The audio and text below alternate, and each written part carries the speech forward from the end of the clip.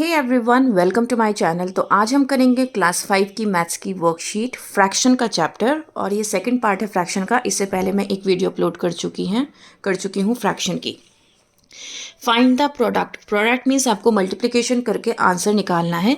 सो जब भी हम फ्रैक्शन की बात करते हैं और प्रोडक्ट मल्टीप्लिकेशन की बात करते हैं, तो यहाँ पर हमें सिंप्लीफाई करना होता है। What is simplification? सिंप्लीफिकेशन में क्या होता है, हमें चेक करना होता है क्या क्रॉसवाइज एक ही टेबल में आपका न्यूमरेटर और डिनोमिनेटर आ रहा है या नहीं, और नहीं तो हम उसको ऐसे ही छोड़ देते हैं। अदरवाइज हमें चेक करना होता है अप एंड डाउन, क्या आपका न्यूमरेटर और डिनोमिनेटर किसी एक टेबल में आ रहा है या नहीं। So let's see this one.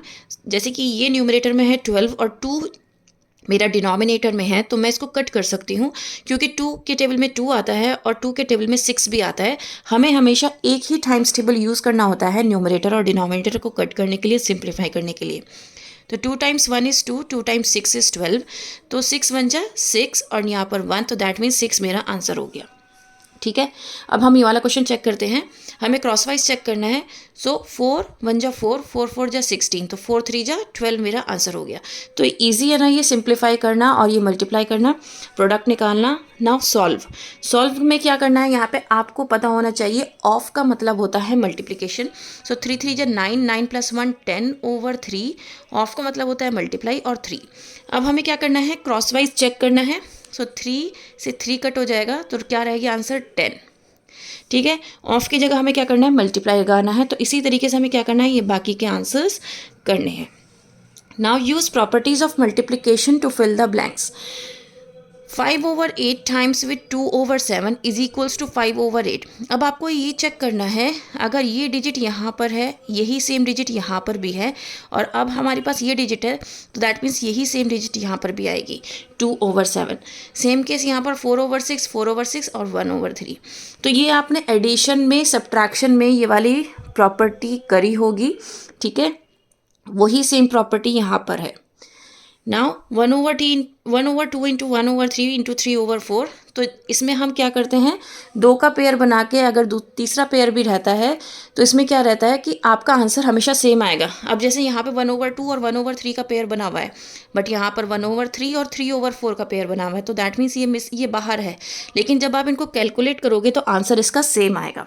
ठीक है, आपने देखा होगा, आप जब भी 5 की मल्टीप्लाई किसी भी 0 की मल्टीप्लाई किसी भी नंबर से करते हैं तो 0 आता है। तो इस वाले केस में 1 0 + 0/5, तो दैट मीन्स अल्टीमेटली हमारा आंसर 0 ही आने वाला है। ठीक है, तो इस तरीके से आपको ये वाले क्वेश्चंस कंप्लीट करने हैं 10 तक। देन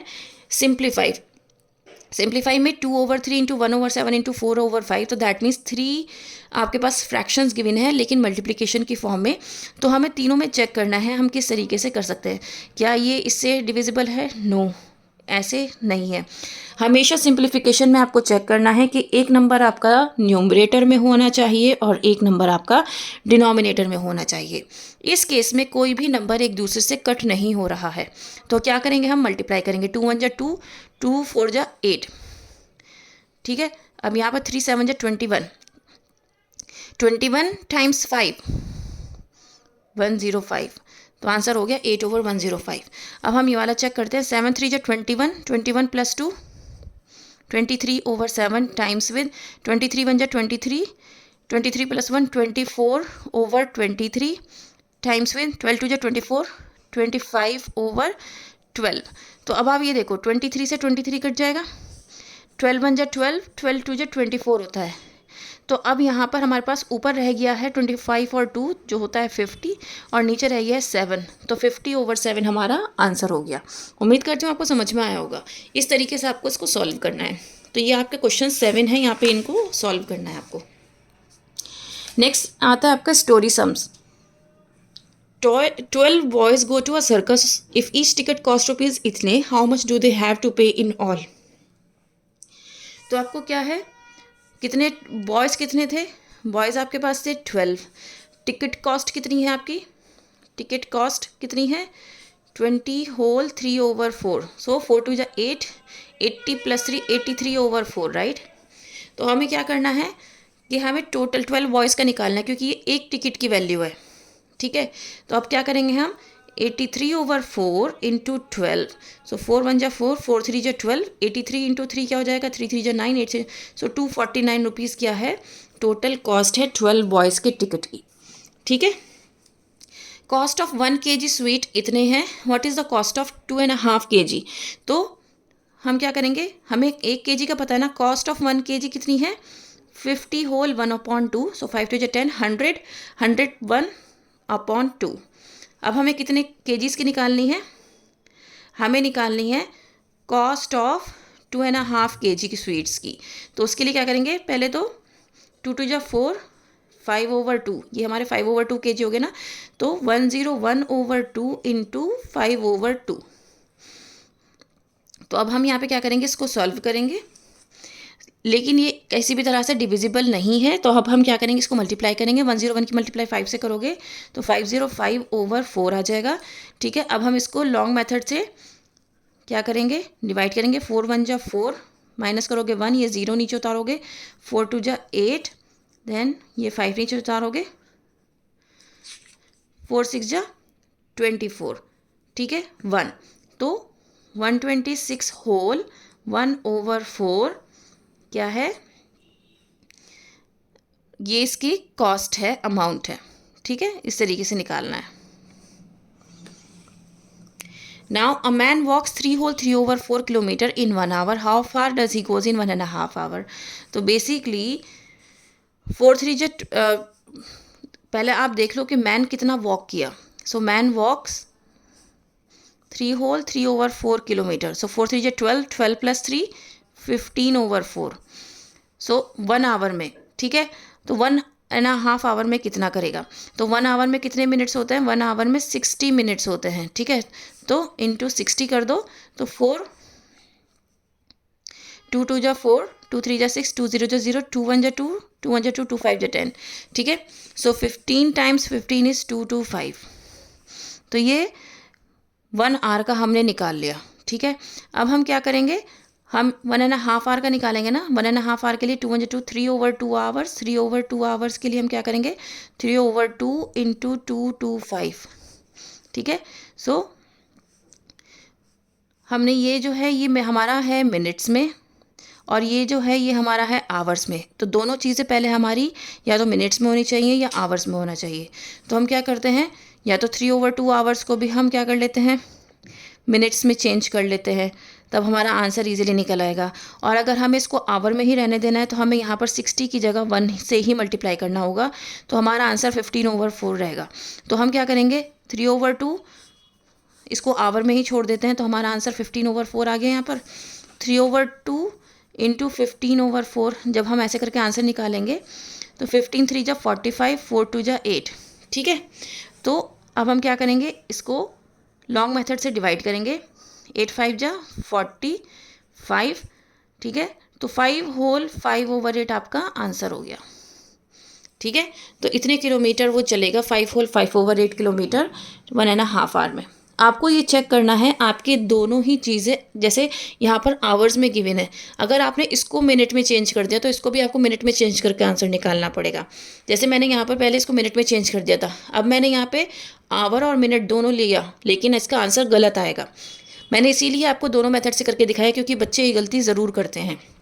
ठीक है, तो आपको ये गलती नहीं करनी है। आवर में ले रहे हो दोनों तो आवर में लेना है, अगर मिनट में ले रहे हो तो दोनों को मिनट्स में लेना है। Now Mala can swim this much meter in 1 second. So 1 whole 3/5 meter. That means 5 1 जा 5 6 7 8/5 meter in 1 second. तो उसका 1 मिनट का डिस्टेंस कितना होगा? ठीक है, क्योंकि यहाँ पर एक सेकंड में गिवन है और एक मिनट में गिवन है, तो दैट मीन्स हमें इस मिनट को सेकंड में चेंज करना पड़ेगा। ठीक है, तो 8/5 इंटू 1, पहले हम 1 सेकंड का निकाल लेते हैं, तो आंसर आ जाएगा 8/5। अब 1 मिनट में कितने सेकंड होते हैं, तो 1 मिनट में होते हैं 60 सेकंड। तो अब हमें 60 सेकंड का निकालना है ना, तो 8/5 इंटू 60 करेंगे, तो 5 1 जा 5, 5 2 जा 10। अब हम क्या करेंगे, इसको मल्टीप्लाई करेंगे 12 8 जा 96 सेकंड्स में।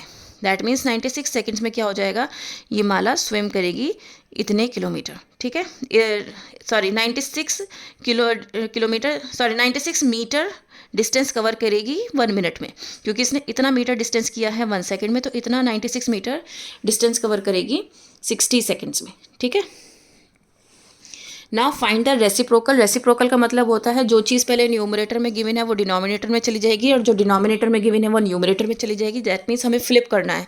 तो 3/7 है तो 7/3, ये 9/7, ये 8 है ना तो इसको 1/8 कर देंगे, ये 1/9 है तो 9/1 हो जाएगा, ये 1 है तो 1 ही रहेगा। अगर आप 1/1 भी करोगे तब भी आंसर आपका 1 ही आएगा।